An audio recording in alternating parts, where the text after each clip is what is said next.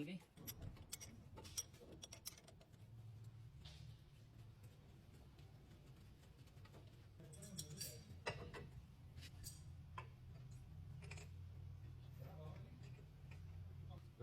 नहीं नहीं उसका उसका सिस्टम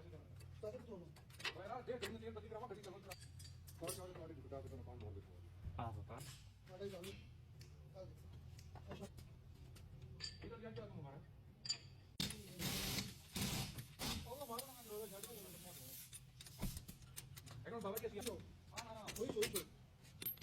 हाँ तो